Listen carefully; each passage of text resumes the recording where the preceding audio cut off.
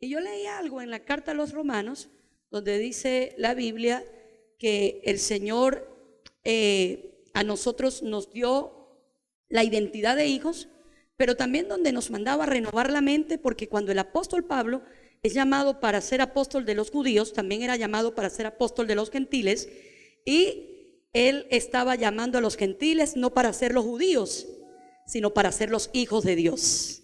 Por eso que la Biblia dice que todo aquel que le recibe a Jesús, aquel que cree en su nombre, se le da el derecho y la potestad de ser llamados hijos de Dios. Y dice que hijos de Dios no nacidos, escucha esta palabra, que esta es la parte, digamos, el contexto realmente de lo que significa identidad de hijo. No nacidos por voluntad de hombres, o sea, no es el hombre el que nos hace a nosotros hijos de Dios.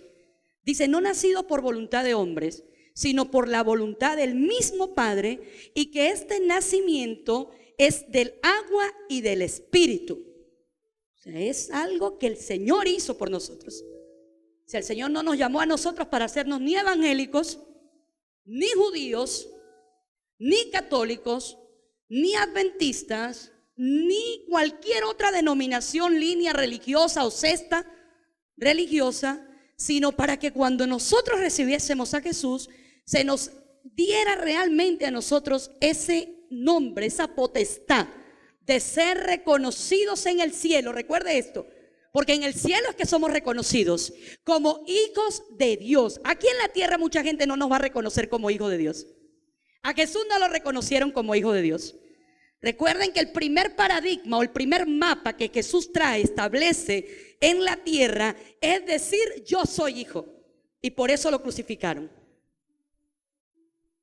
Aquí en la tierra mucha gente no va a entender que tú no cabes en un extracto ni religioso, ni social, ni de coyuntura, tampoco racial, sino de hijo de Dios. Porque todos los que creyeron en Él, se les dio el derecho. Diga, derecho. ¿Usted sabe lo que es un derecho?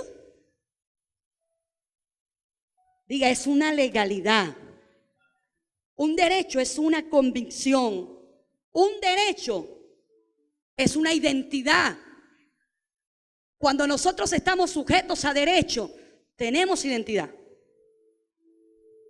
Y esa identidad está en Cristo Jesús, que nos ha hecho a nosotros ser partícipes de la gloria de Dios y nos hace llamar hijos, y también nos llama hermanos.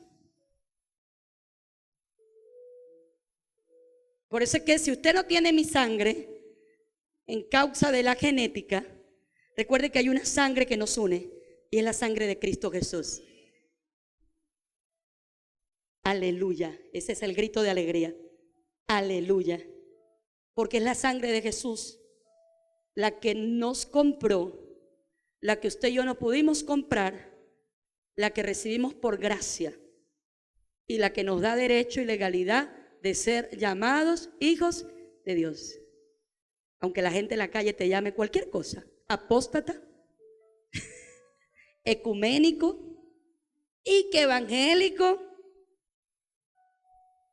reconoce esto. Quien te llama a ti hijo, ¿quién es? Diga, mi papá.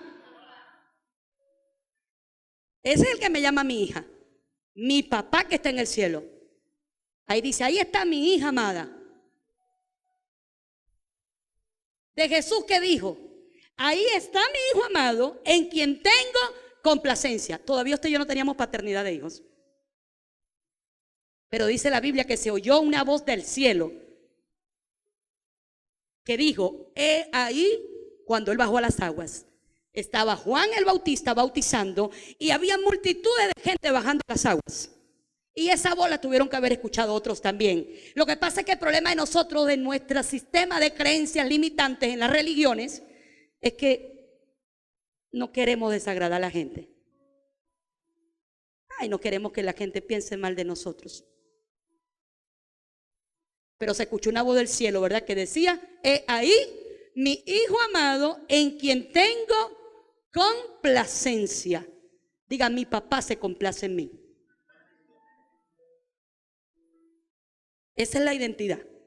Cuando yo entiendo que tengo un papá que no me rechaza, que cuando supo del embarazo de mi mamá se alegró más bien.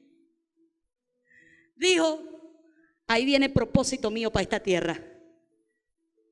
Que cuando supo el embarazo de mi madre, lo primero que hizo fue ponerme un sello, donde él dice, te entretejí desde el vientre de tu madre. No escapó, no desapareció, no se fue con otra mujer, no negó la paternidad. Al contrario, dijo, ese es mi hijo. ¿Usted no le alegra eso? Esa es la alegría que debemos tener nosotros en Cristo Jesús. Por eso que dice, de modo que si alguno está en Cristo, nueva criatura es. ¿Somos qué? Creación de Dios. Pero ahora somos recreados en Cristo Jesús. Las cosas viejas pasaron y he aquí todas son hechas nuevas. Y eso nuevo es la paternidad. Ya no andamos solos, no andamos como maracas sin palo. Ese es uno de los refranes de mi esposo. No andamos por ahí por las corrientes, cualquier viento de doctrina, cualquier confusión. No, es por aquí, sí, por aquí. Véanlo por allá, también es por allá. Jesús nos advirtió. Tengan mucho cuidado cuando le digas helo aquí, helo allá, mira la señal, mira esto. Tengan cuidado con eso. Tengan identidad.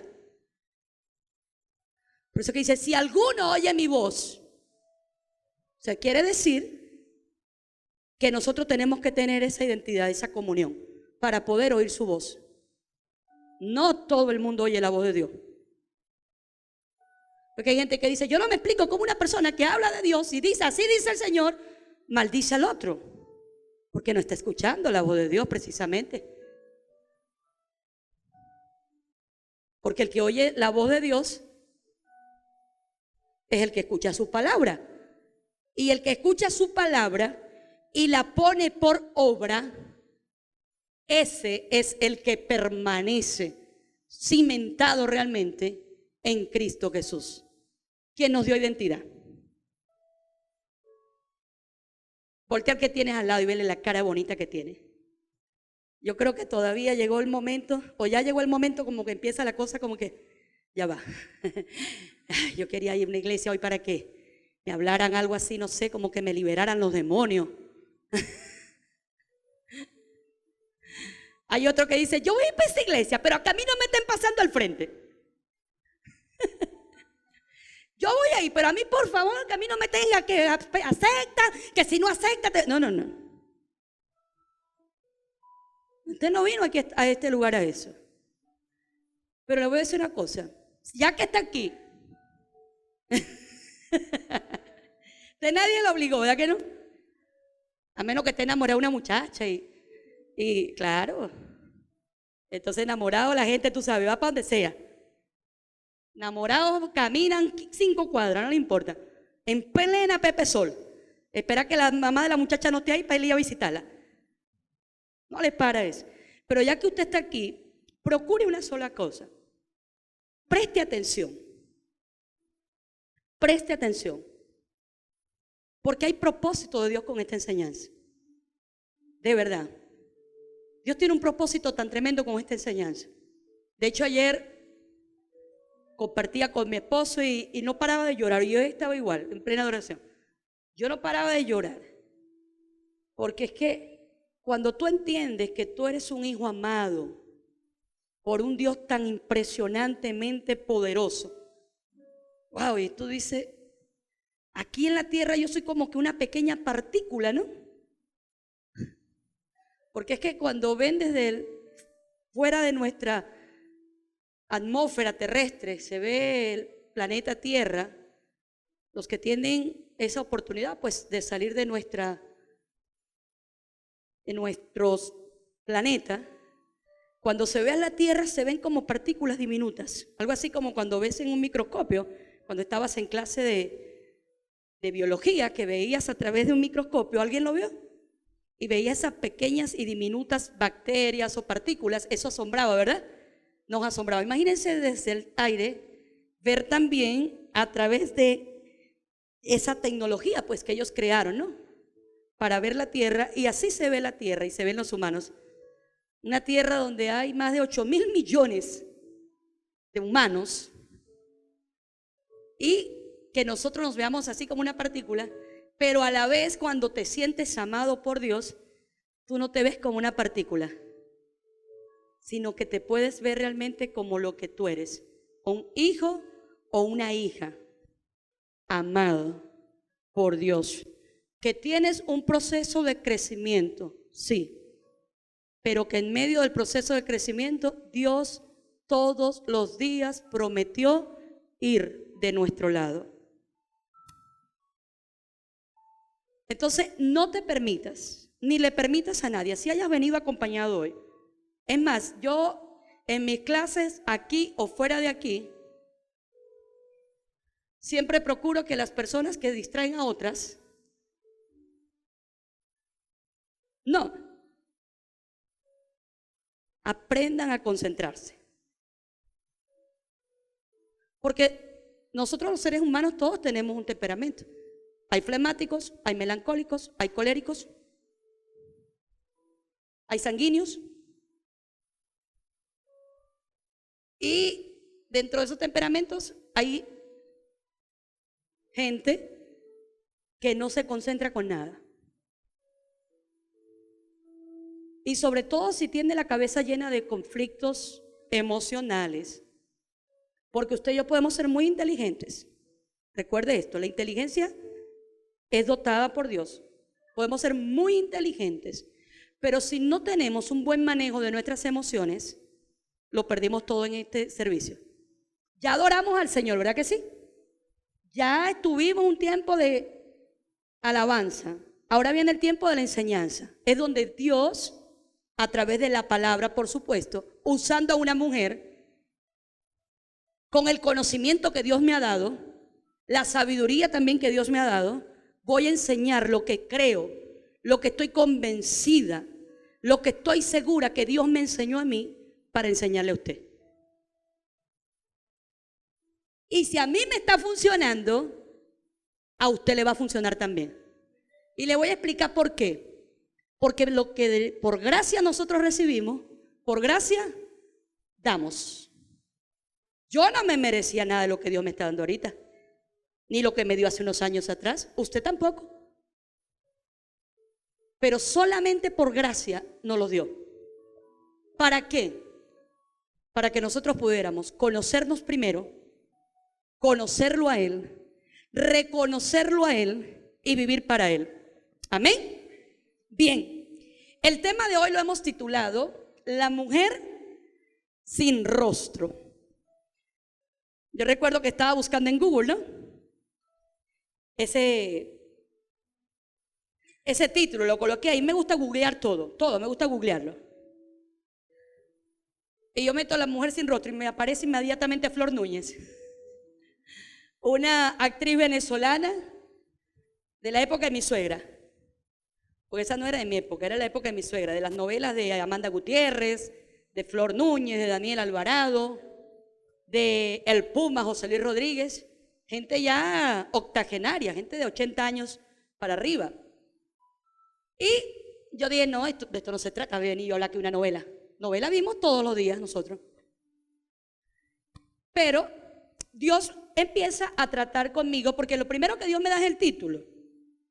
Y comienza a tratar conmigo algunos factores que son predominantes en nuestras vidas diarias, en nuestra vida diaria. Porque usted y yo, inclusive, podemos ser cristianos en ciertos lugares. O sea, es un cristianismo por posesión, no por posición. Cristiano por posesión es el que dice, no, yo soy cristiano, pero yo no me congrego. Yo solamente fui el día del bautismo, el día de la confirmación, el día de la comulgación, o yo solamente voy son los domingos. Ese es el cristiano por posesión. Por posición es en cualquier lugar, pero el cristiano por posesión es el que tiene el título más no la convicción. Y es allí donde comienzo a escudriñar la palabra y comienzo a extraer también algunos conceptos ya predicados hace mucho tiempo y comienzo a comprender el motivo de la enseñanza de esta casa. ¿Por qué siempre la casa se enfoca en el corazón del hombre?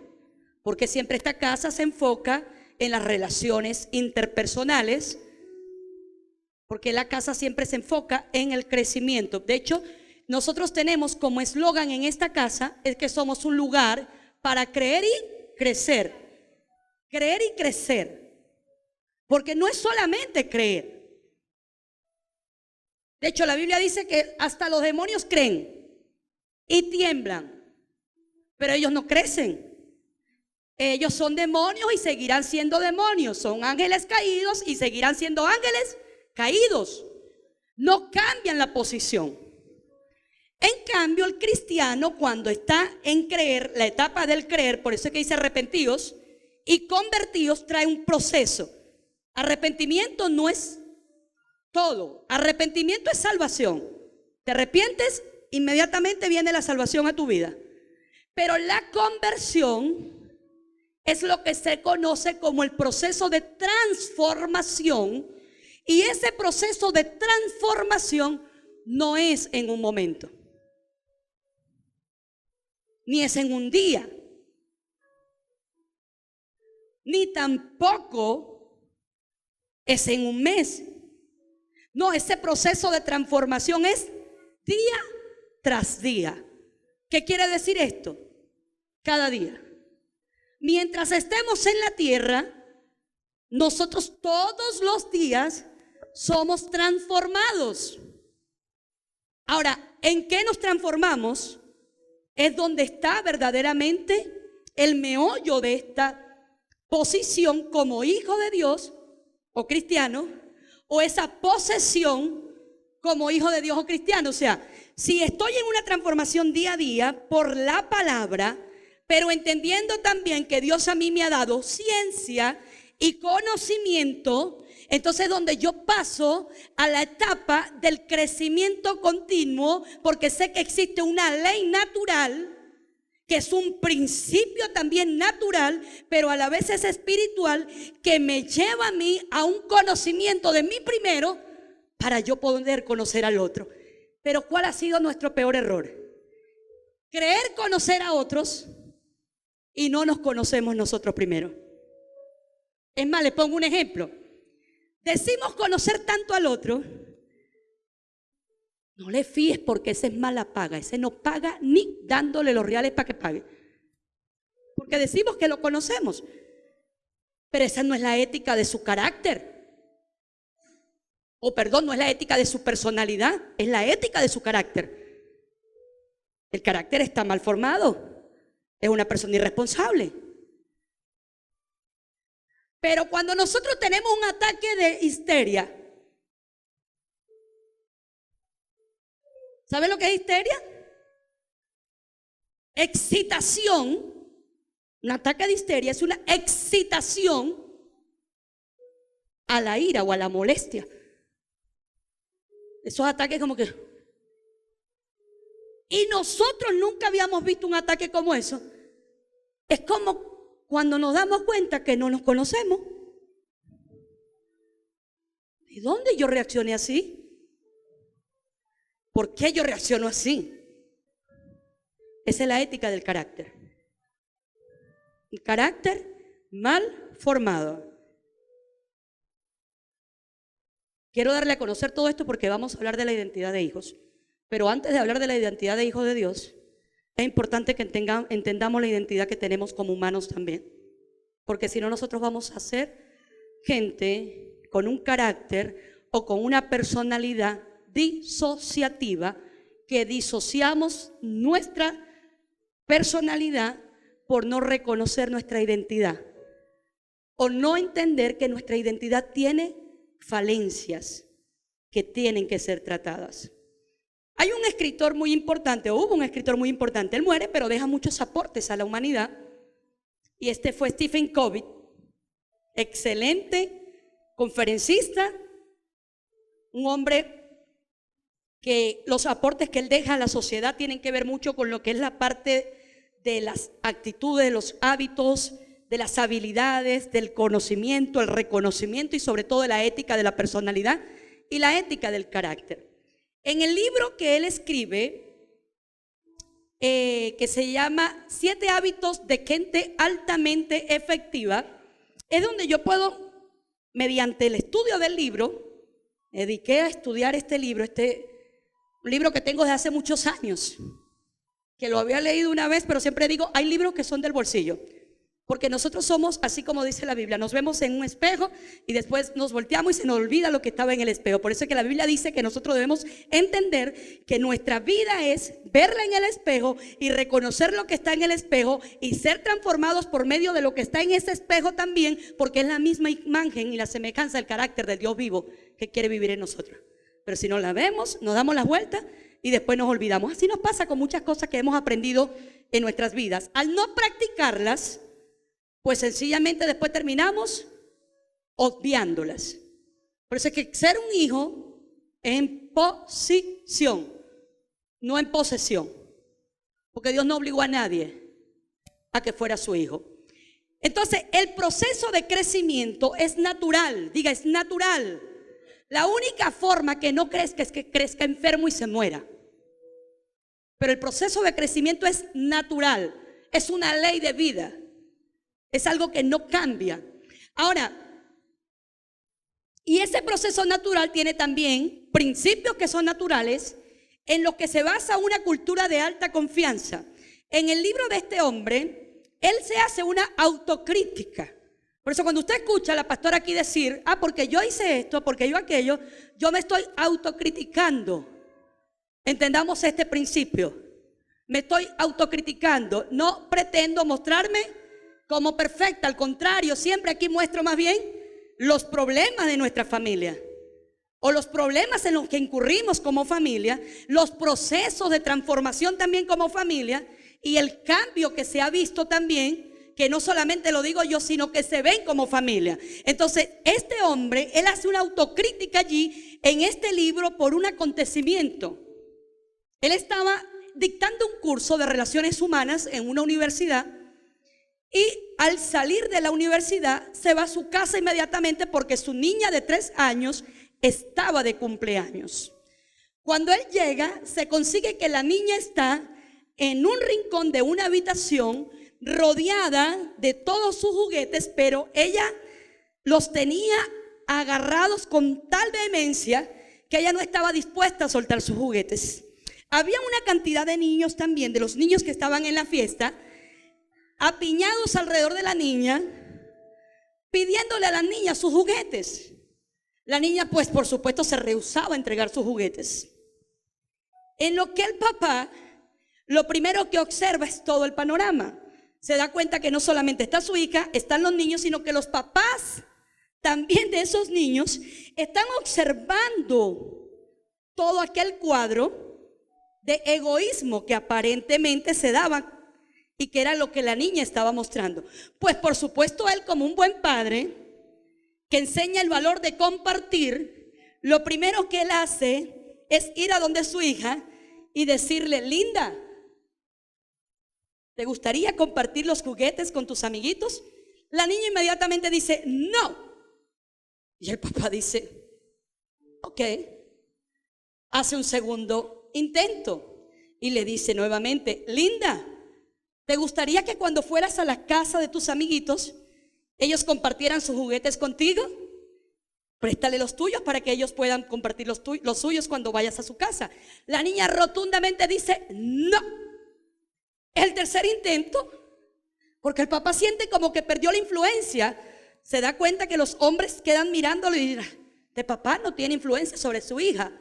Llega y le dice, utilizó un método llamado soborno: linda, si les prestas tu juguete a los niños, te voy a regalar un chicle.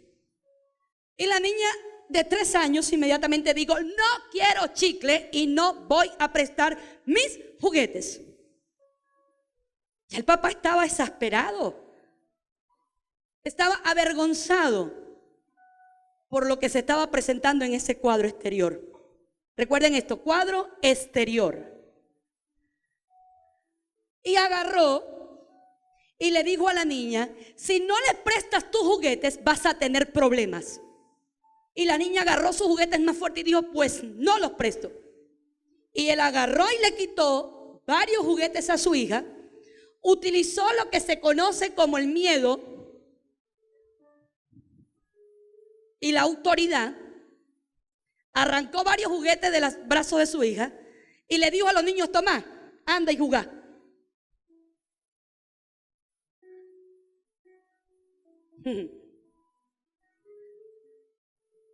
Y aquí quiero leerles algo que está en este libro, que después que él hace eso, porque él creía que tenía que enseñarle a su hija a compartir, él toma conciencia que es posible que su hija necesitara experimentar primero la posesión de esas cosas antes de poder prestarlas. Todavía no había abierto sus regalos. Todavía no había jugado con sus regalos. Y ella necesitaba experimentar primero eso. Porque en realidad, y aquí es donde yo me meto con este mensaje, si no empiezo por poseer algo, ¿cómo puedo realmente darlo? Si yo no empiezo por poseer algo, ¿cómo puedo entregarlo?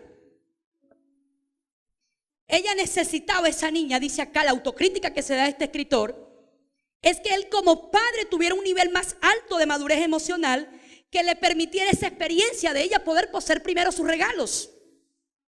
Pero en aquel momento a este papá le importaba más la opinión que los otros padres tuvieran de él, que el crecimiento y el desarrollo de su hija, y que de la relación que él podía tener más bien con su hija. Entonces él empieza por pensar que él estaba en lo cierto y que la niña debía compartir, porque si no lo hacía, estaba equivocada al no hacerlo. Ahora, tal vez, dice él, le impuse una expectativa de nivel superior, simplemente porque en mi propia escala yo me encontraba en un nivel inferior. Yo no podía o no estaba dispuesto a brindar paciencia o comprensión, de modo que esperaba que ella diera cosas para compensar su deficiencia. Extrajo la fuerza de la posición y autoridad que tenía como padre y la obligó a hacer lo que él quería que ella hiciera. Pero aquí es donde viene la enseñanza de la mujer sin rostro. Pero extraer fuerza genera debilidad. Debilita a quien toma esa fuerza, porque refuerza la dependencia de factores externos. O sea, él lo único que está allí es reforzando su dependencia de ser aprobado por los demás, y también debilita a quien toma esa fuerza o a quien da esa fuerza, porque es obligada esa persona a prestar su asentimiento, impidiendo ese desarrollo, ese razonamiento y el crecimiento y la disciplina, y finalmente genera debilidad en la relación. ¿Sabes por qué? Porque el miedo reemplaza la cooperación, y las dos personas que son participantes en ese evento o en ese intercambio se vuelven más arbitrarias y más defensivas. Y por eso es que nuestro carácter tiene demasiadas deficiencias. Yo recordaba una mamá que todo esto el Señor me lo ha traído a mí durante un largo tiempo, pero yo recordaba leyendo esto, una madre que cuando alguien le hacía algo a uno de sus hijos, ella agarraba tanta rabia y ella golpeaba a su propio hijo. Ella golpeaba a su hijo y lo tiraba durísimo. Ven acá, si eres estúpido, tú no ves que te están pegando y tú no ves que te están haciendo tal cosa. Y golpeaba a su hijo. Ese carácter se graba. Eso es lo que tú grabas en el hijo, lo que se te grabó a ti también. Por eso cuando nosotros crecemos con tantas inseguridades. Por eso es que siempre buscamos la aprobación de la gente. Por eso es que buscamos la aceptación. Por eso es que no tenemos identidad. Por eso es que buscamos siempre encajar en algún lado. O a veces nos sentimos inclusive que en ningún lado podemos encajar, porque sencillamente estamos a la defensiva o no, a la ofensiva, y ante un carácter tan debilitado que prefiero huir. Ahora, huir no resuelve el caso. Incluso la mujer sin rostro también es conocido como ese tipo de carácter que lejos de enfrentar el conflicto, de enfrentar el problema, aunque no tenga rostro, huye, porque se le es más fácil intentar pasar por alto y comienza a disociar. Y es lo que se conoce en el campo de la psicología como el trastorno de personalidad disociativa, que es el que conforma múltiples personalidades y que tiene una personalidad para tal, tiene una personalidad para cual, tiene una personalidad para el otro, pero no tiene ética en su carácter. En posesión tiene múltiples personalidades. En posición tiene fallas en su carácter muy fuertes. Muy fuertes. Entonces, dicho esto,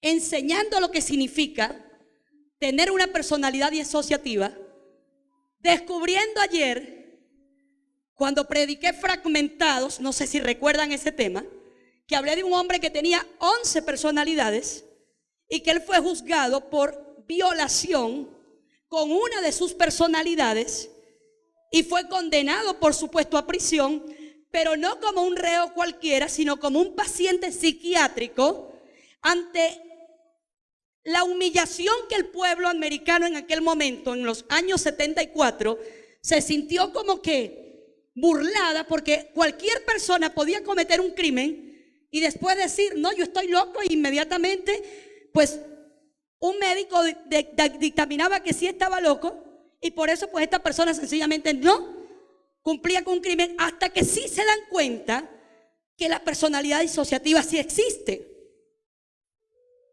Sí existe, que no era fingida.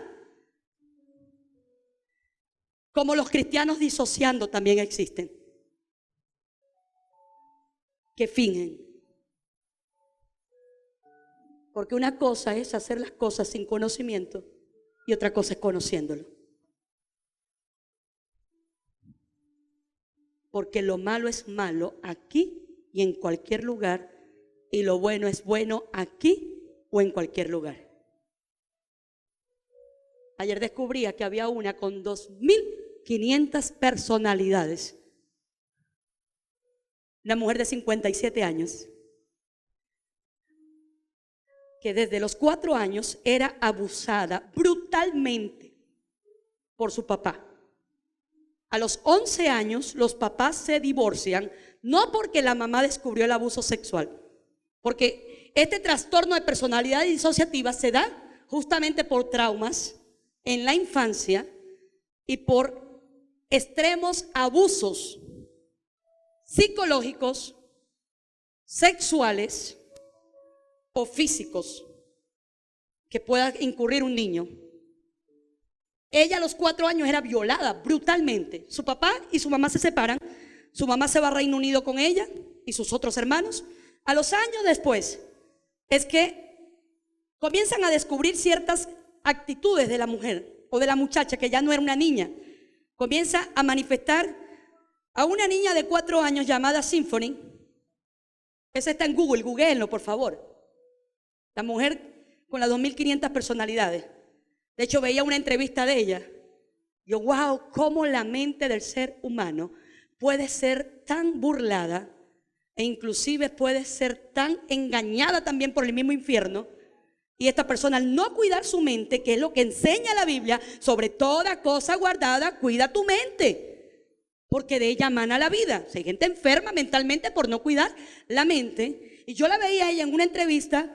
Y sinceramente yo veía la coherencia de una niña de 4 años hablando, y de repente saltaba a un niño de 11 años hablando, de repente saltaba a otro niño de 8 años hablando. Cada uno tenía una forma de vestir diferente, pero cada uno para ella representaba quién la ayudaba, quién ella no quería ser y quien ella siempre quiso ser. La que ella más reflejaba era la de 4 años, la que ella siempre quiso ser. La niña querida, la niña amada, la niña mimada, la niña que su papá la cuidaba, la niña que el papá la llevaba al parque. Porque ella estaba escapando de la niña de 4 años que era violada.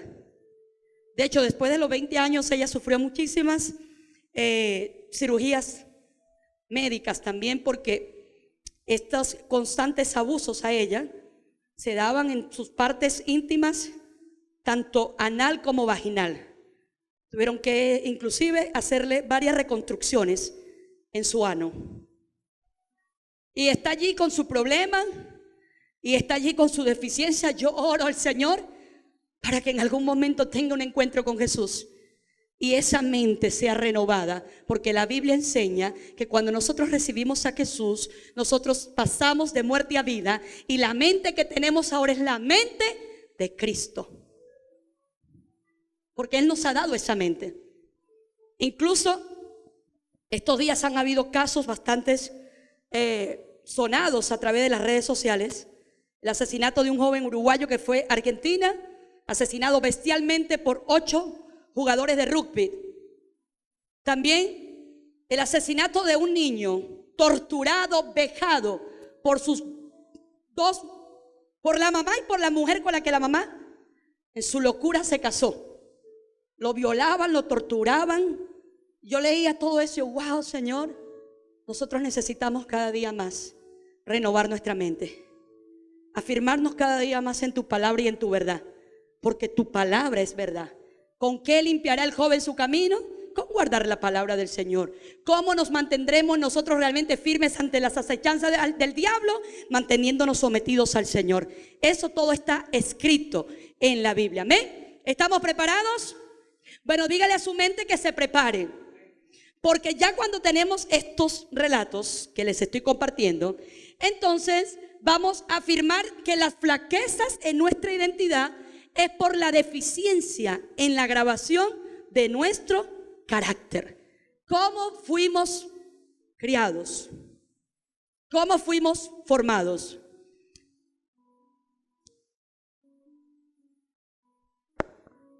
Es importante, vamos a entender lo que significa la palabra identidad según la RAE, que es la Real Academia Española.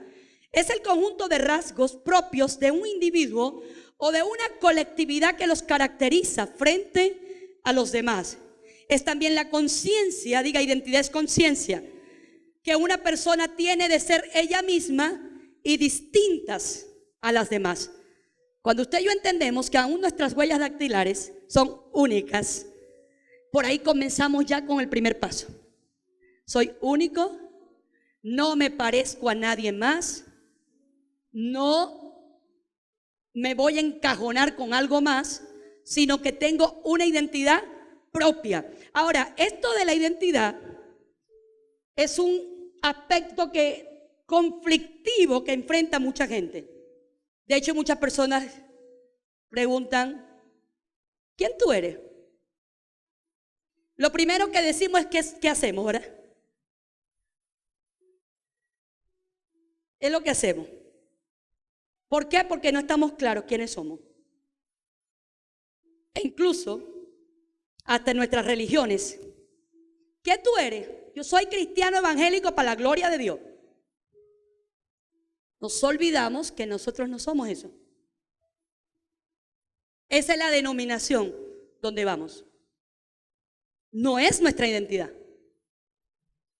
De hecho, hay unos textos bíblicos muy descontextualizados, fuera del contexto, por supuesto, fuera de lo que es cualquier retórica, donde dice: no me avergüenzo del evangelio, porque es poder de Dios para salvación de los que creen. ¿Quién lo dice? ¿En qué circunstancia lo dice? ¿Y cómo lo dice? ¿Estoy preso? Escucha, estoy preso, tengo una condición de preso, más el evangelio no está encarcelado. Vean, o sea, yo puedo estar encarcelado físicamente, mas el evangelio, como no está encarcelado, mi condición externa es una cosa, pero mi convicción interna es otra. Entonces yo no me avergüenzo porque es poder de Dios para salvación. En otras palabras, aunque me tengas aquí encerrado, voy a seguir enviando cartas y la gente va a conocer de Dios a través de mí. Vean, firmeza. La primera vez que yo dije que yo no era evangélica, hermano, eso fue fuerte. Porque la mejor amiga que yo he tenido en mi vida se fue de mi lado. No se fue inmediatamente. Se fue yendo progresivamente porque no entendió esto. Muchas veces yo suelto palabras así como esas aquí. Y hay gente que viene con una condición. Me voy a meter evangélico para dejar de hacer esto o aquello. Usted se puede meter a lo que quiera, pero el problema no está afuera. El problema siempre va a estar aquí en la cabeza. Y no lo vas a hacer ahorita porque estás ayunando. Pero termina el ayuno y que te regañe tu mamá para que tú veas. Porque nosotros vivimos en un cuerpo. Por eso es que lo primero que tenemos que identificar es quién soy. No qué soy, ni qué quiere la gente que yo sea, ni qué quiere mi pastor que yo sea. No, quién soy. Por eso yo lo digo aquí siempre, Michelle. Bienvenido, hijo. Al ser hija de Dios, tu dependencia es de Dios. Absoluta. Porque llegarán momentos donde nosotros vamos a pasar por quebrantamiento y Dios no va a permitir que nadie te visite en tu casa, y ahí donde tú vas a entender que si tú eres hija de Dios, el Dios que a ti te creó, el que te formó, el que te va a restaurar, el que te va a levantar y te va a enseñar lo que tú eres ahora. Pero es que si yo no sé qué soy eso, nadie me quiere, todos me odian, nadie me ayudó, nadie me levantó. Mira, da gracias a Dios por los que un día te ayudaron, pero ya está listo. Tu dependencia es de Dios. Esa es identidad. Él es el sostén nuestro. Dice que Él nos sostiene con la diestra de su justicia. Es Él. Y dejamos de disociar. Porque si es una flaqueza del carácter, claro. Nunca diga no. Recibas todo lo que le dé para que la gente no se ponga brava. Inclusive nosotros tenemos unos movimientos tan, mira, fuera del contexto. Esta negra no le gusta el café y punto, y no le gusta. Ellos tienen que recibir el café porque si no lo recibe es maleducada. Pero a nosotros nos formaron de que nunca diga que no, ¿yo? Y todavía nos echaban palos, chicos, si alguien nos pegaba. En vez de afirmarnos, ¿verdad? Digo, no está bien que te dejes pegar, papá, pero trata de apartarte, ¿oíste? La Biblia dice: el sabio del mal y se aparta. Pero nosotros a veces exponemos inclusive a nuestros hijos a relaciones tóxicas porque sencillamente, hijo, eso es malo, no compartir. Una cosa es compartir y otra cosa es permitir. Hay cosas en mi vida que yo no comparto. Y hay cosas en mi vida que tampoco me las permito. Que se las permita a otro no significa que yo me las permita. ¿Se entiende? De repente una persona que está al lado mío está diciendo palabras obscenas. Yo se lo puedo permitir, claro, él es él, yo no. Por eso que la Biblia dice que ellos se conviertan a ti, no tú a ellos. Pero yo no me lo permito. Pero hay gente que no tiene identidad y tú dices grosería, yo también voy a decir groserías porque yo quiero encajar contigo.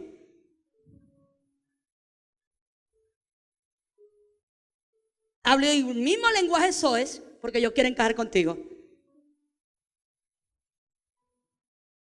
Busco parecerme a ti porque tengo crisis de identidad. A mí siempre me dice, ustedes todas se parecen. Sí, físicamente, pero cada uno es diferente. Yo entendí que tengo identidad.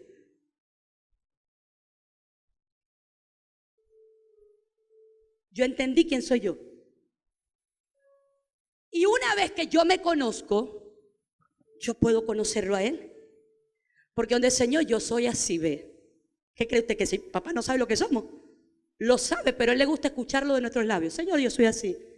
Soy una persona con un carácter bastante deficiente. Carácter demasiado iracundo. Exploto de nada, parezco una cotufa. Exploto de nada. No me gusta escuchar mucho. Me gusta que las cosas se hagan rápido. Me gusta que las cosas, mira, se hagan a mi manera. Me gusta que cuando yo llegue la gente más bien me esté esperando. Yo no tenga que esperarlo media hora. Carácter. Disciplina. Pero resulta que cuando yo comienzo a ver en otro lo que a mí no me gusta, es cuando yo entiendo lo que yo veo en el otro es lo que yo soy.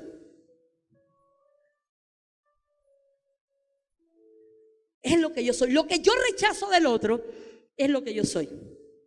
Es lo que está en mi carácter. Entonces comienzo a trabajar en mí porque no creo conocer al otro, porque ni yo misma me conozco. Y si yo no me conozco, ¿cómo yo puedo conocerlo a Él?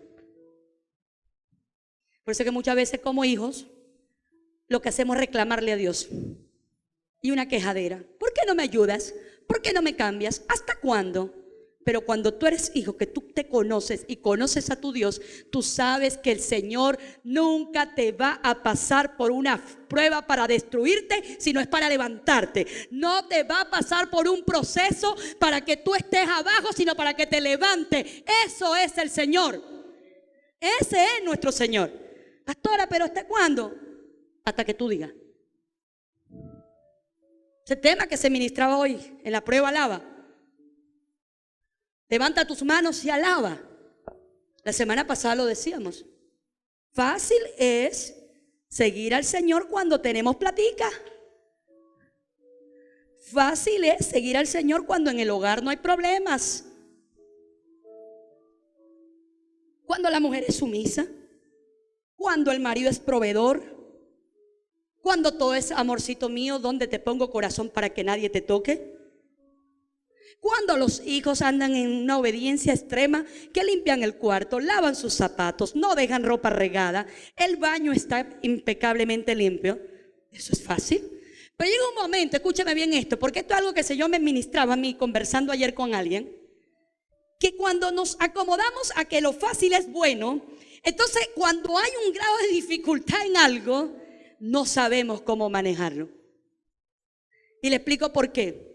Porque nos enseñaron que todo era fácil. Pero cuando usted entiende que todo no es fácil, cuando yo entiendo que todo no es fácil, que la gente es tan difícil como lo soy yo, que las decisiones son tan difíciles, pero que yo voy a tener que tomar mis propias decisiones con razonamiento propio, sin dejar que otro elija por mí, es donde nosotros realmente no encajamos en este mundo, sino que podemos realmente amalgamarnos, que es una fundición de nosotros con ese Padre Creador, y que es ahí donde nosotros podemos experimentar verdaderamente el amor. Y una vez que experimentamos el amor, nos conocemos, lo reconocemos a Él y comenzamos entonces a reconocer el mundo exterior y nos damos cuenta que todas las cosas en este mundo también pasarán. No hay mal que dure 100 años. Un buen refrán, ¿no? No existe un mal para siempre en nuestras vidas. Porque a los que amamos al Señor, todas las cosas, escúchese bien esto, ayudan para bien. O sea que ese mal que tú piensas que está pasando, hay que entonces ver el paradigma con el que lo estamos viendo. Y hay que hacer un cambio de paradigma. Paradigma es un mapa. Si te encuentras haciendo siempre lo mismo, siempre vas a recoger lo mismo. Diga, tengo que cambiar de paradigma.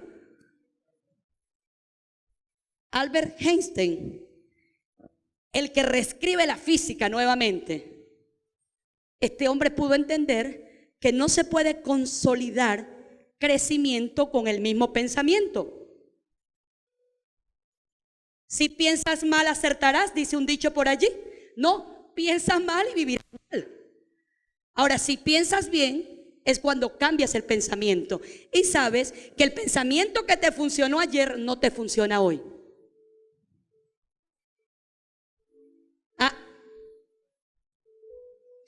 Pastora, pero es que yo vi en las redes sociales que si yo me meto en ese negocio en 2 años, yo tengo lo que ellos van a tener. ¿En serio? Son paradigmas que se imponen, un mapa, sí, para una persona, que otras creen seguirlo y como no lo conquistan, se frustran. Las redes sociales están llenas de eso ahorita. Las familias felices.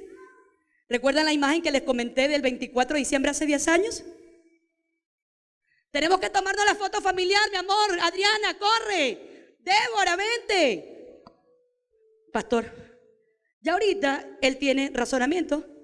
Vamos a tomar una foto. No quiero tomarme una foto. No quiero y punto. Me quedo sentado aquí, no tengo por qué tomarme la foto. ¿A quién le estoy vendiendo una imagen? ¿Al exterior? Porque esa es la ética de la personalidad. Tengo una personalidad diferente. En el trabajo soy una cosa, en mi casa soy una cosa, en la iglesia soy una cosa, con un grupo de amiguitos soy otra cosa y no tengo identidad. Y yo me acuerdo que ese día todos salimos en la foto. Facebook me la mostró. Oye, bendecido Facebook, ¿vale? Que yo dije, Dios mío, si yo hubiese ese recuerdo antes me hubiese bloqueado yo misma. Facebook me mostró una foto hace 10 años. Y mi amor ahí, y Adriana aquí, y Débora aquí, y yo, sonrían.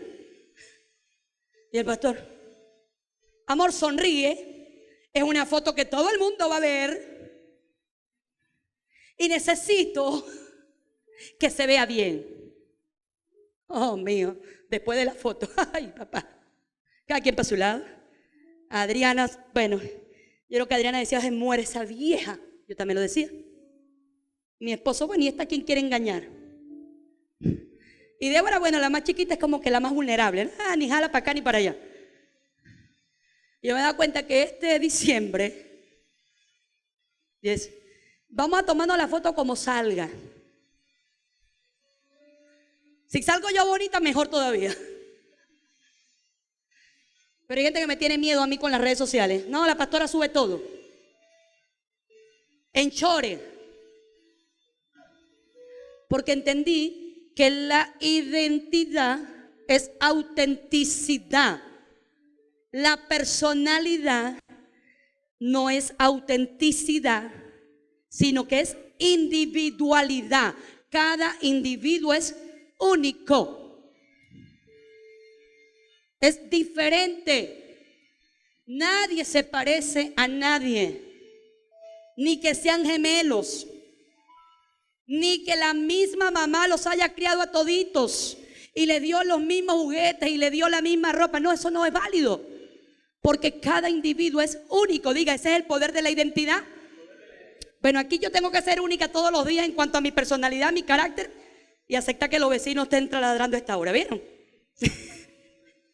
Según Erickson, una crisis de identidad es un momento de análisis intensivo.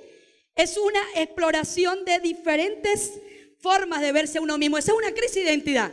Cuando tú tienes diferentes formas de verte a ti mismo. O sea, cuando tú no te ves único, no te ves una sola pieza, sino que un día te ves de una forma, otro día te ves de otra. Es el tipo de personalidad disociativa que disocian todo. Ay, voy a sonreír porque necesito sonreír porque es que yo veo que la gente que sonríe es más agradable. Yo lo intenté, pero me costó mucho. Me costó demasiado porque yo entendí, yo no soy así. Yo no sirvo. Me dijeron, usted no sirve para política. Pues no sirvo. No sirvo. Fíjate que quiere cambiarte tu identidad porque tú no tienes capacidad de razonamiento. Tú no eres lo que la gente dice que tú eres.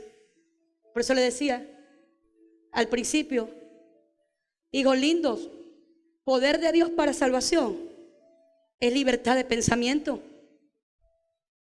Ese poder de Dios para salvación, tener libertad de pensamiento. ¿Qué piensas tú? Me gustaba mucho Jesús con sus discípulos. Eran todos completamente diferentes. A todos los amaba, a todos los soportaba, pero él nunca disintió de ninguno de ellos, ni del traidor, que tenía problemas de identidad, por supuesto, porque inclusive el traidor, cuando lo vende, después fue a regresar el dinero. No, yo no creía que iba a ser de esta forma. O sea, yo quería quedar bien con el Sanedrín, porque yo les iba a decir quién era el hombre, pero yo nunca pensé que ustedes iban a hacer eso con él. Y eso nos pasa a nosotros también.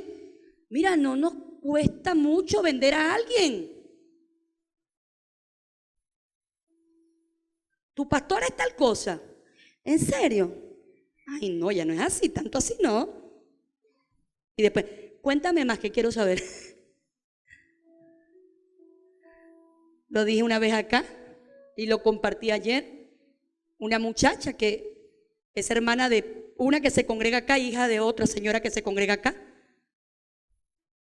Ella quería buscar de Dios. De hecho, ella ahora encontró el camino.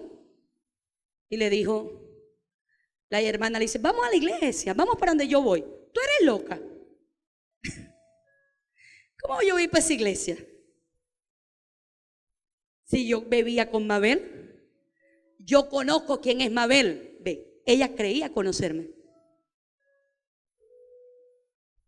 Está yendo yo para allá. Porque el problema de la identidad está en eso, en que nosotros buscamos a alguien que se parezca a lo que nosotros queremos ser. E inclusive yo siempre le digo a la gente que anda buscando una iglesia perfecta, el día que la encuentre la echa a perder. No me gusta esa iglesia. ¿Por qué no me gustó? Porque ahí no hacen lo que hacen en otra iglesia. Bien, cada una tiene una identidad, es diferente. Esta es diferente. Yo me gozo en todas las que voy, católica, evangélica, adventista. Nunca he ido a los mormones, nunca fui. A los testigos de Jehová sí fui. Me gocé con ellos allá como son ellos. Porque también cuando tú tienes identidad, tú respetas el pensamiento del otro. Si usted no tiene identidad, usted va a otro lugar, es a criticar lo que usted no tiene tampoco.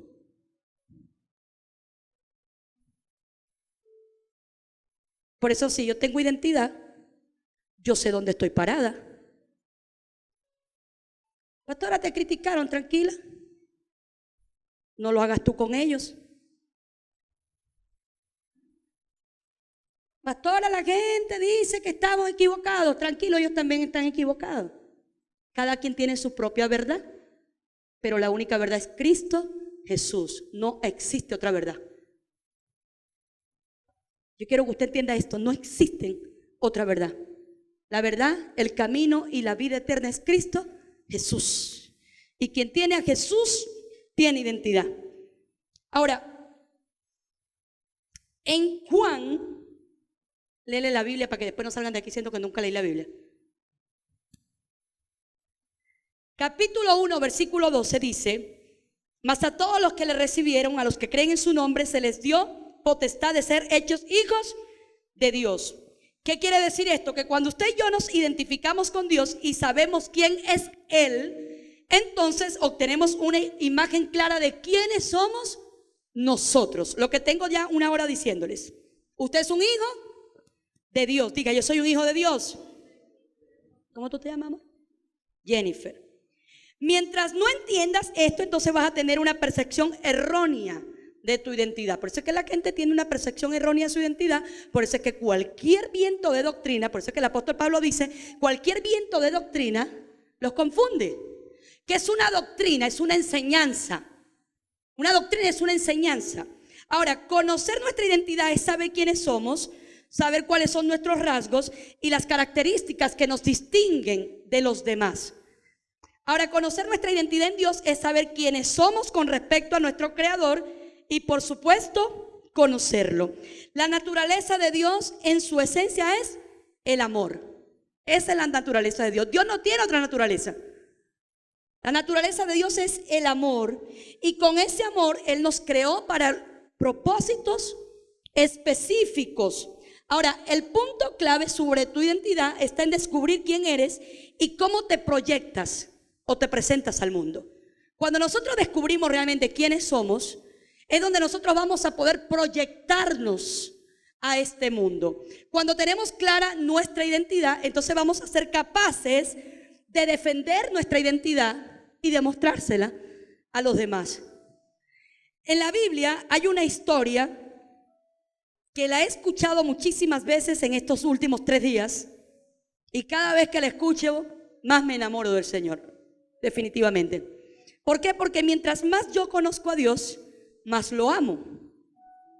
Y es la historia de 4 jovencitos que durante el reinado de uno de estos reyes allá en Israel estaban en el exilio. Era una nación que estaba bajo el ataque continuo de los enemigos. Estos 4 jóvenes pertenecían a la realeza, eran parte de ese reinado.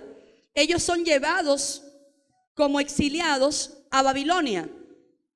Estos 4 muchachos están en el libro de Daniel, y este libro nos muestra a nosotros cómo fueron arrancados de sus raíces, de su cultura, porque ellos tenían una cultura. Todos nosotros tenemos una cultura. La cultura brasileña es igual que la venezolana. Nunca, jamás. Nunca. Jamás de los jamases. Pero es buena la cultura brasileña. Y la cultura venezolana también es buena. Sobre todo si yo tengo identidad. Porque si yo no tengo identidad, yo llego allá a Brasil. El primer día me dan tapioca en el desayuno. El segundo día me dan batata en el desayuno. El tercer día me dan banana frita en el desayuno. El cuarto día me dan pan con jamón y queso en el desayuno. El quinto día me dan tapioca con café. El sexto día cuscús con leche. Y el séptimo día batata otra vez con tapioca. Como yo tengo identidad y yo estoy en otro país de visita, por supuesto, estoy hablando de visita. Ellos tienen otra cultura, yo respeto su cultura, yo respeto su identidad, su idiosincrasia, y yo me como todos esos días en el desayuno. Pero si no, ¿qué yo agarro? Y comienzo. La arepa es mejor. Ay, una arepita, y empiezo. Ay, una arepita con carne mechada, con reina pepiada, una arepita con cazón, una arepita con mejillón, vean. Porque nosotros en nuestra cultura es la arepa, pero no deja de ser una identidad donde yo vaya. Que si ya no voy solamente de visita por una semana, sino que me voy a quedar 2 semanas, me llevo la harina y respeto su identidad. ¿Cómo hace el brasileño? ¿Qué hace el brasileño? ¿Qué trae el brasileño para Venezuela cuando viene a pasar tiempo? La fariña. Mano, eso no falla. Y todavía dice, si se hace fariña con agua, mi barriga está cheia. Vean, es cuestión de cultura, porque esa es la forma, ese es el contexto de la grabación de una identidad bien clara. Estos muchachos de los que yo les estoy hablando, Daniel y sus 3 amigos, ellos llevan una cultura. Iban de una casa de un rey, porque ellos no los sacaron así como que, bueno, vamos a sacarlo de los... No, decía que tenían que ser fuertes, inteligentes y de hermoso parecer. Mire, el Nabucodonosor fue uno de los reyes más ostentosos de toda la época de Babilonia, el más fuerte de todos. ¿Y qué hizo Nabucodonosor? Manda a traerlos y los manda que los cuiden. Pone a un hombre que esté al frente de ellos, que les den el mismo banquete y el mismo vino que comía el rey. Yo no los voy a tratar, ya va, son mis esclavos, sí. Los estoy trayendo como exiliados, pero es para formarlos, porque los iban a formar 3 años. ¿Para qué? Para que se volvieran consejeros, para que se volvieran magos, para que fueran adivinos, para que fueran también los profetas, porque eran mentes brillantes. O sea, yo no llevo cualquier cosa. Es igual como cuando el Señor saque de aquí, va a sacar de Rey Jesús. Esa gente piensa, esa gente razona, esa gente entendió que la iglesia no es de Mabel, que la iglesia es de Cristo. ¿Usted no entiende que la iglesia es de Cristo? Pero cuando la gente pregunta, ¿tú eres de la iglesia de Mabel? Diga rotundamente, no. Mabel no tiene iglesia. La iglesia es de Cristo. ¿Y quién se lo enseñó ella? No tengo problema en enseñarle eso a la iglesia. Pues si no, uno se hace dueño de la gente y no deja que la gente piense, y la gente tiene que pensar. Amén. ¿Está de acuerdo con eso? Porque hay gente que lo que le gusta es, como viene con un estado ya de deficiencia en el carácter, yo voy donde me enseñen que yo no tengo que pecar. Yo voy donde me enseñen a mí que yo no tengo que hacer eso. No, yo a usted nunca le voy a enseñar eso. Yo le voy a enseñar lo que usted sí puede hacer. ¿Qué usted puede hacer? Caminar con la frente en alto sabiendo que usted es un real sacerdocio, un pueblo santo adquirido por Dios. Y usted se va a portar como un hijo de Dios. Eso sí. Amén. Ahora, estos chamos fueron arrancados de sus raíces, pero ellos, al saber quiénes eran y en Dios quiénes eran también, eso fue determinante para su vida espiritual aún en lejanas tierras. Le dijeron, Daniel habló con el hombre que era encargado de ellos: por favor, no nos den el banquete del rey ni el vino del rey. Danos verduras y agua. Pruébanos por 10 días, le dijo. Pruébanos por 10 días y danos solamente verduras y agua. El hombre, aunque Daniel había hallado gracia ante los ojos de este hombre, él no quiso. Porque él dijo, no, no puedo. Me vuela la cabeza Nabucodonosor si se entera.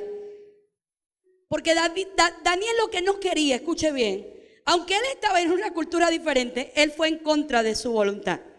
Entienda esto. Hay momentos donde tú y yo vamos a estar en lugares, pero no es cuando nosotros queremos. Y eso no quiere decir que no estemos. Pero hay cosas que nosotros en contra de nuestra voluntad tenemos que hacer, porque no es la voluntad nuestra, sino la de Dios que tiene que prevalecer. ¿Se entiende? Porque el problema está en cuando hacemos las cosas por nuestra voluntad.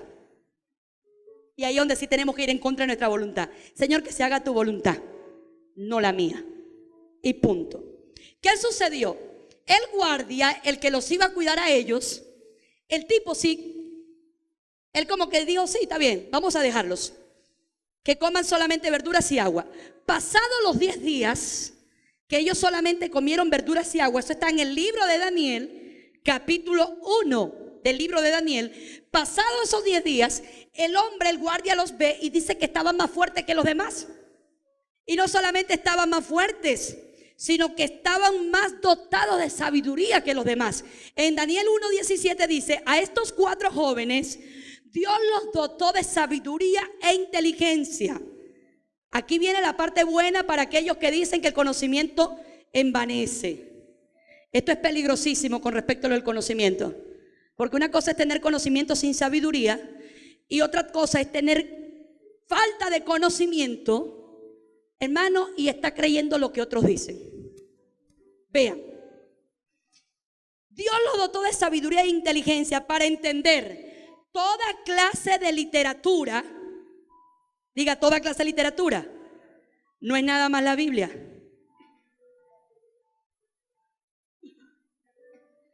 Y ciencia. ¿Quién creó la ciencia? ¿Quién creó a los científicos? ¿Quién lo creó? Usted. Y cuando usted recibió a Cristo, ¿quién es usted ahora?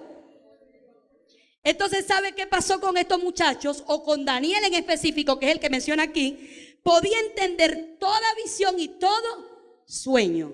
Vea, Dios prepara nuestro corazón, transformando nuestro carácter a la imagen y semejanza del Padre Celestial, porque lo vamos a necesitar. En Daniel capítulo 3, ya más adelante, ocurre una historia. Nabucodonosor manda a construir una imagen de sí mismo. Y esa imagen para ellos era un dios.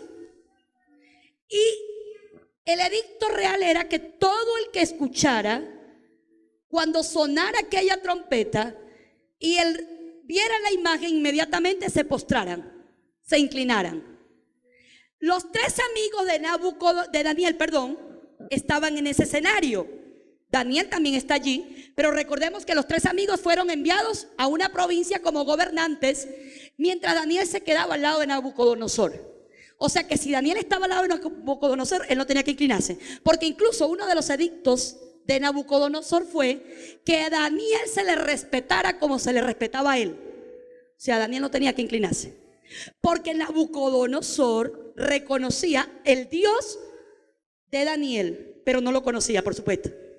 Lo reconocía como un Dios poderoso, porque le pudo interpretar un sueño e incluso supo lo que había soñado. Bien, los tres amigos están. Imagínense aquella concentración. Suena la trompeta y todo el mundo en el piso y los tres chamos parados, así.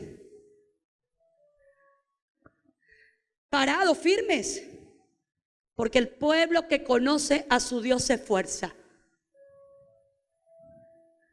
Viene el problema que venga, yo estoy de pie, estoy firme. Yo no tengo patas de barro, mis pies están puestos sobre la roca. Diga, los míos también. Mire, autominístrese. Pues si no, usted tiene la cultura todavía, la familia. Ay, sí, ella dice ella. No, diga, yo también. Y se cura en salud. Y sustituye un pensamiento que usted trae por pensamientos de paz, pensamientos de bien, pensamientos de virtud. Amén. Ahora veamos algo que ocurrió con estos tres chamos.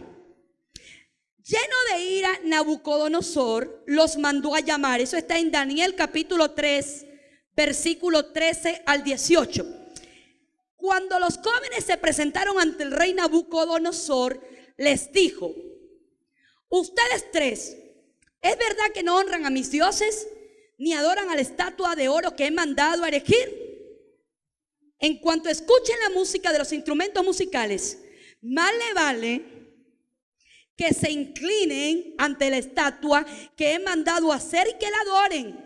De lo contrario, serán lanzados de inmediato a un horno en llamas, y no habrá Dios, con minúscula, capaz de librarlo de mis manos. Sadrach, Mesach y Abednego le respondieron a Nabucodonosor: no hace falta que nos defendamos ante su majestad. Si se nos arroja al horno en llamas, diga, eso es identidad. El Dios al que servimos puede librarnos del horno y de las manos de su majestad. Diga, el Dios al que sirvo. Te pregunto, ¿a quién tú estás sirviendo? A mí no me responda. Pues estás sirviendo a la queja, a la aflicción, al dinero, al marido, a la mujer, a la posición, a la identidad disociativa, a la personalidad externa, que la gente me vea, o a quién estoy sirviendo. Ahora bien, dice: pero aún si nuestro Dios, wow, esto es más tremendo todavía, pero aún si nuestro Dios no lo hace así, sepa usted que no honraremos a sus dioses ni adoraremos a su estatua. Diga, eso es identidad.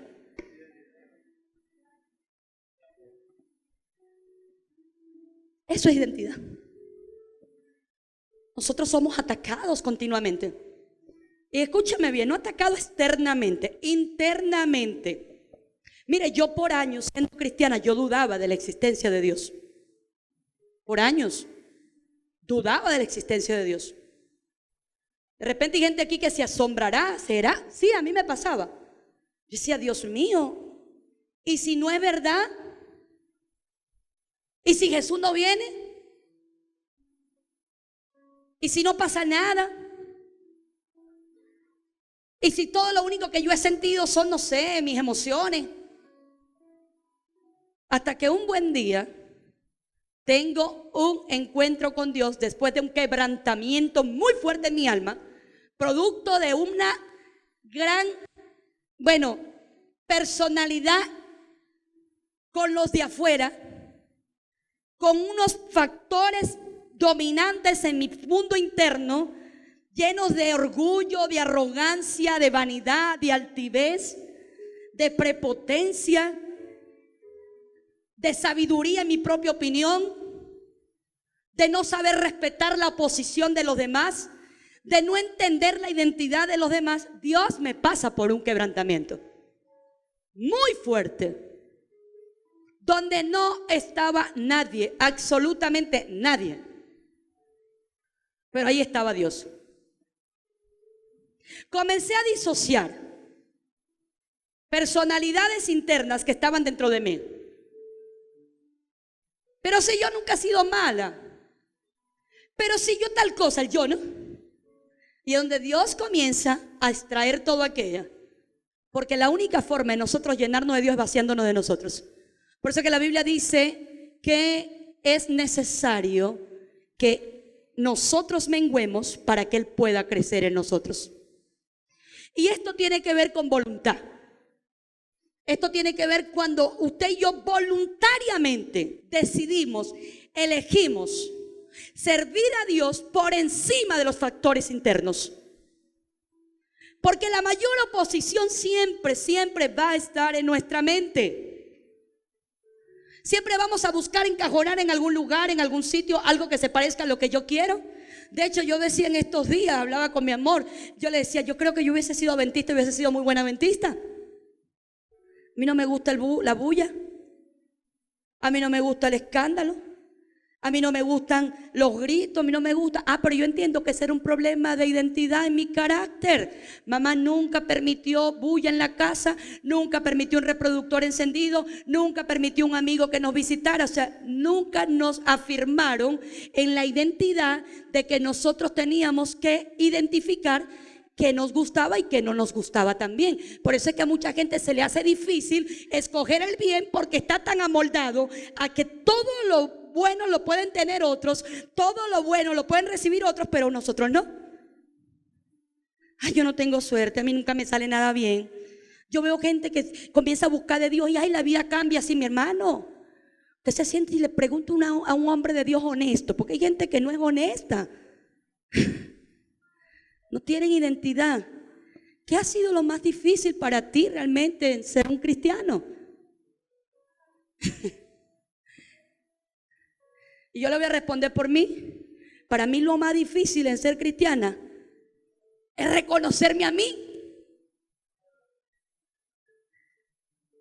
Reconocerme quién soy.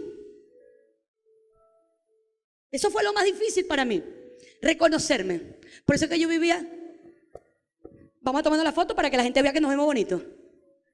Vamos a saludar a los hermanos para que vean que nosotros amamos a los hermanos. Y vamos a hacer esto. Y tanta hipocresía, producto de una falta de carácter bien formado. Ahora, de eso se encarga Dios. De eso sí se lo voy a asegurar, ¿oye? Porque la Biblia dice que el crecimiento quien lo da es Dios. No lo dan los hombres. No lo da pastor. No lo da una iglesia. Lo da Dios. El crecimiento lo da Dios. ¿Y cuándo es ese crecimiento? Diga, todos los días. Diga, esa es una ley natural y una ley espiritual. La buena obra que Dios comenzó la está perfeccionando día tras día, ¿verdad? Él está comenzando. Es más, tú tienes la mayor oportunidad, hija, de formar el carácter de Él y cambiar las cosas que te hicieron a ti para que Él no las viva. Vean, pastora, y mis hijos ya crecieron y mis hijos están deformados. Tú tienes la oportunidad de seguir formando, porque los papás nunca dejamos de formar. Los papás aprendemos para seguir formando. Todo esto que yo estoy diciendo hoy, yo no lo viví hace 5 años atrás. Hace 5 años atrás todavía era presa de lo que la gente decía o pensaba de mí. Por eso yo siempre digo aquí, proyección. Proyéctate los próximos 5 años. ¿Cómo te ves en 5 años? Le digo algo, lo que hoy Dios me permite ser no es lo que yo era 5 años atrás. Pero lo que hoy soy en Cristo Jesús no es lo que voy a hacer 5 años después. Pastora, pero yo me estoy poniendo vieja. Si tienes un proyecto de vida todos los días, tú no te envejeces. Es más, yo nunca brincaba como brinco ahora, porque yo tuve que desmarcarme de eso de que yo hubiese sido mejor de tal iglesia, porque allí eran tranquilitos, vean, buscando que alguien se acomodara a la forma como a mí me criaron. Por eso es que todavía tenemos nosotros un sistema de conducta que decimos, ay, los tiempos de antes. Fueron los tiempos de antes, fueron buenos, los valoramos. Pero hoy nosotros tenemos una generación que se llama los millennials, wow, que son los de 2000 para acá. Chamo, esa generación es tremenda. Pero cuando eso no se entiende, y como tenemos un paradigma de los 2000 para allá, decimos, ya la generación de oro se murió. No, tú no te has muerto, chamo. Porque tú sigues construyendo, porque ahora tú sí tienes identidad. ¿Cuál es tu identidad? Así como Dios dotó a esos 4 jóvenes de inteligencia, sabiduría y de ver sueños y de interpretar los sueños, así Dios lo está haciendo con sus hijos en este tiempo. Dios nunca ha dejado de ser fiel, ni dejará de ser fiel nunca, jamás. Y le voy a explicar por qué no. Porque Él no se niega a sí mismo. Cuando Dios prometió algo, sépalo y entienda lo que Dios lo va a cumplir. Y le explico por qué. Porque no habiendo uno mayor que Él, Él juró por sí mismo. ¿Y sabe qué fue lo que Dios juró por sí mismo? Dios juró por sí mismo que cuando nosotros éramos adquiridos como pueblo de Él, Él sería nuestro Dios y nosotros su pueblo, seríamos sus hijos, Él nuestro Padre, y con Él era que nosotros nos íbamos a identificar. Punto. Y le va a ayudar mucho. Y usted va a dejar de querer estar haciéndole el trabajo a Dios. Hay gente queriendo ayudar a Dios. Usted no necesita ayudar a Dios. Dios no necesita ayuda suya ni mía. Hay gente que quiere ayudar a Dios. Señor, o lo cambias o te lo mando. Tú no le vas a mandar a nadie a Dios porque vas a cometer un homicidio. Y si usted comete un homicidio, usted va preso. Y si no está cometiendo un homicidio físico, lo está cometiendo espiritual. Y sepa y entienda que todo aquel que mutila el cuerpo de Cristo es un asesino y va a ser juzgado como asesino. Ah, pero es que no se parecen a nosotros. Ni quiero parecerme a ustedes tampoco. Ni quiero parecerme. Y la historia de los chamos no termina allí. Ellos mantuvieron su posición, dijeron no, un rotundo no, porque antes de ellos poder, esto es lo más tremendo, antes de que ellos se les pudiera quitar algo, ellos ya lo poseían. Ellos no eran el problema del hombre de la primera lección que les hablaba en la introducción. Él tenía un problema de carácter, el papá, y estaba deformando el carácter de su hija. Pero estos chamos tenían identidad de hijos. Ellos poseían la identidad de hijos. Si Dios no nos libra, igual nosotros no nos inclinaremos. No nos puedes poseer, porque nosotros ya somos posesión divina. Ah, qué bello. Ya nosotros somos posesión divina. ¿Quién nos va a quitar a nosotros eso? Romanos capítulo 8, del verso 36 en adelante dice: ni la vida, ni la muerte, ni lo alto, ni lo profundo, ni lo creado, ni lo por crear, ni los principados, ni los ángeles, nada ni nadie podrá separarnos del amor de Dios que es en Cristo Jesús, Señor nuestro. ¿Quién nos quita de ahí, pues? ¿Quién nos va a sacar de esa posición? Tú nada más. Yo nada más. Yo soy el único que puede decir no me interesa. Hacer como hizo Esaú. Chico, vendo mi primogenitura de hija o mi identidad de hija por un plato de lentejas. ¿Qué me importa a mí? Primero, lo primero. Si tengo identidad de hijo, donde yo me meta, mi papá me va a respaldar. para donde me vaya mi papá me va a respaldar. Y si me voy metiendo la pata, mi papá me va a sacar las patas del barro. ¿O no? No, pastor, es que a mí me enseñaron que si usted se aparta, usted se perdió. No, señor. El hombre puede apartarse de Dios, pero Dios no se aparta del hombre nunca. El pecado nos aparta de Dios, pero Dios nunca aparta a su Hijo. Porque dice la Biblia que tenemos un intercesor entre Dios y nosotros, es Cristo Jesús, que si alguno cometiera un pecado, ahí tienes al abogado. Y vamos a terminar. Por ahí dijo uno, aleluya. Vamos a terminar aquí con algo que escribí aquí. No tengas miedo a perder personas. Ten miedo a perderte a ti mismo por complacerlas. No tengas miedo a perder a nadie. Yo dije algo antier, y no sé si era después de los 40. No, no es después de los 40. Dios después me lo afirmó. No, no es después de los 40. Es después que conociste tu identidad. Ay, cuento tú que a los 40. Ay, sí, pues está más buena ahora. Después que conociste tu identidad de hija. Todo el que me dice a mí, mi pastora, me voy, yo, Dios me lo bendiga. Pastora, no quiero servir más aquí. Dios te bendiga, amor. No es obligado. Antes yo lloraba.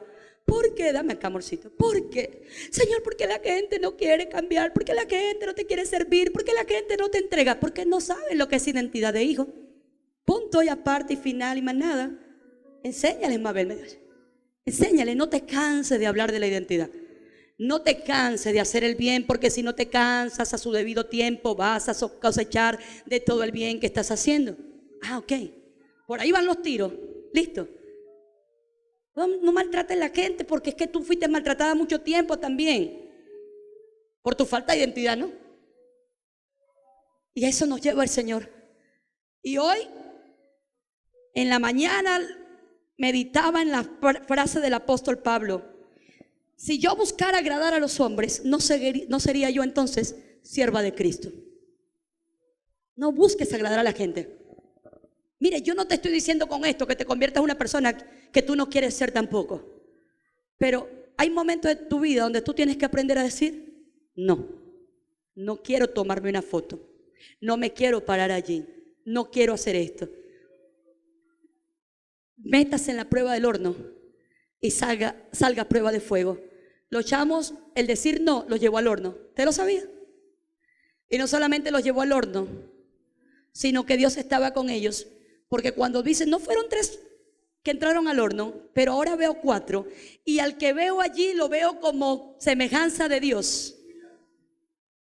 Mira, aunque te metas en el horno o aunque te metan en el horno, Dios va a estar contigo. Dios nunca va a dejarte, nunca, nunca. Hasta que no termine la obra que comenzó contigo, no te va a soltar. Con tus hijos no te va a soltar. Deja de defenderte y deja de defender a Dios. Deja que Dios te defienda. Aleluya. No cedas a las presiones. Alguien que sabe quién es no cede a las provocaciones de los demás. No se deja arrastrar y no deja de ser quien es para complacer a otros. No deje de ser lo que usted es para complacer a otro.